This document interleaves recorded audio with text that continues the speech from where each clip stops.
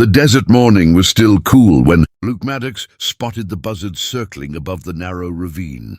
Something about the lazy, dipping pattern of their wings made his stomach tighten. He nudged his horse forward, expecting to find a dying calf or some stray ranch animal. But when he reached the edge of the ravine and peered down, the sight hit him harder than any outlaw's bullet. An elderly Apache woman lay crumpled beside a collapsed mule, her braid dusty, her shawl torn, and her lips moving as though whispering prayers to the earth. Luke climbed down carefully, calling out to her, but she didn't respond until he knelt beside her with his canteen. Her eyes fluttered open, dark and weary, filled with both pain and dignity. Luke helped her sip water, noticing the bruises on her arms, finger-shaped bruises from rough handling. She was no wanderer who had simply fallen. Someone had attacked her. She tried to speak, struggling through a mix of English and Apache words. But Luke understood the most important part. 3 men, outlaws, the Carter brothers. He knew them well, thieves, liars, and cowards who'd hurt anyone they thought wouldn't fight back. Luke didn't hesitate. He lifted the woman gently onto his horse and carried her to his camp just beyond the ridge. After a fire was built and she had more water, she finally told him her name, Nalin, grandmother of 2 rivers, a respected elder from a nearby Apache settlement. She had been on her way home when the outlaws ambushed her.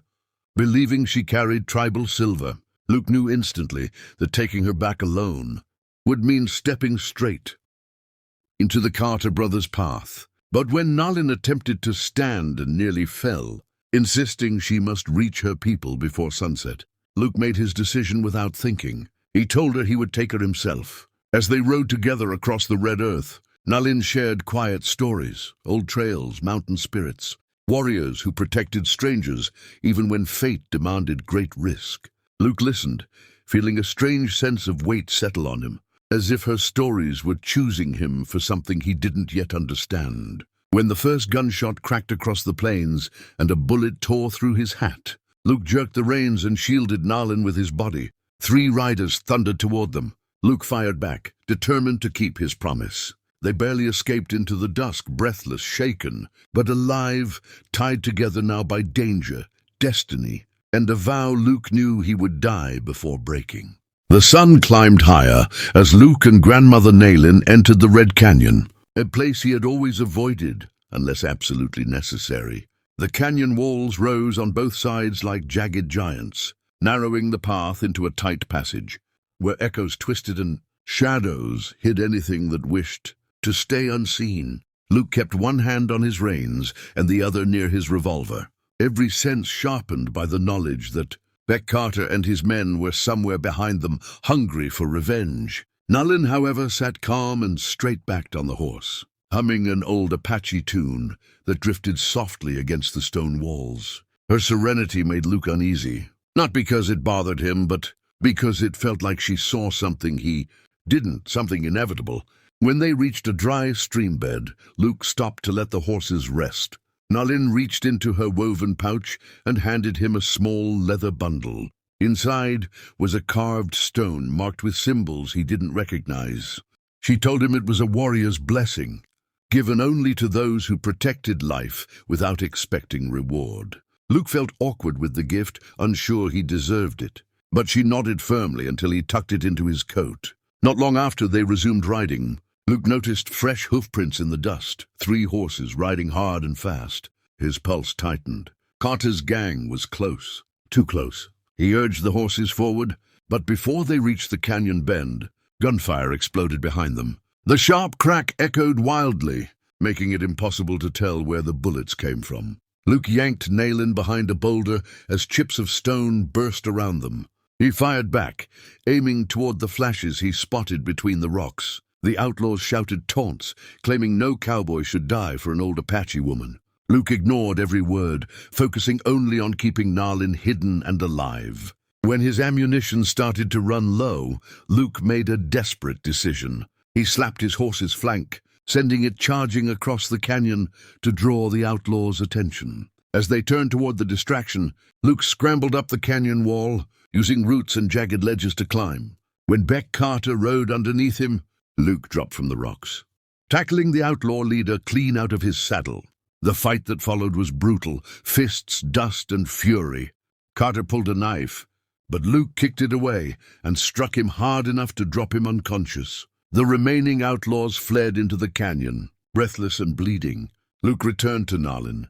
She met him with herbs and gentle hands, treating his wounds with a wisdom older than the desert itself. As she worked, she told him courage like his was rare, and that her people honored such hearts. Luke wasn't sure about any honor, but as they continued their journey, he could feel the truth.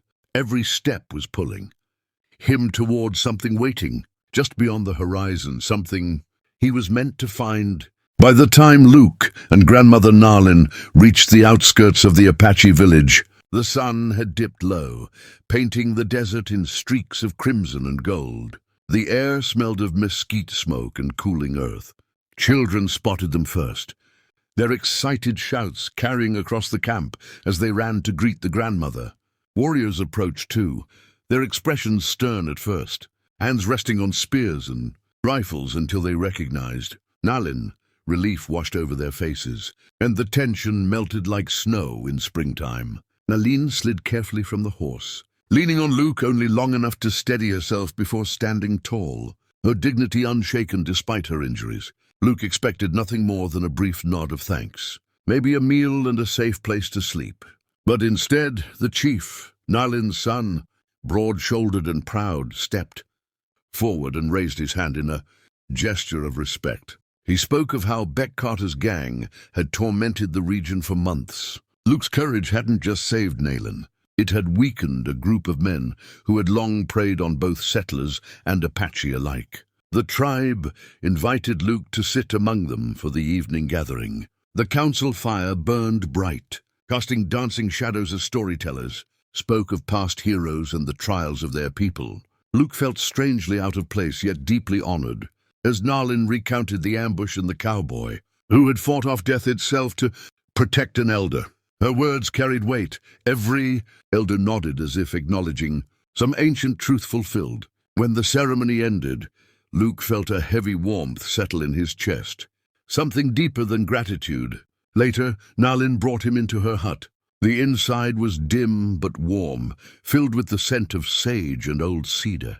She told him she had felt a vision the moment he lifted her from the ravine, a whisper of fate, of a man whose heart walked the path of a warrior, even though he wore no feathers or tribal marks. She opened a carved wooden chest and took out a necklace made of turquoise and silver.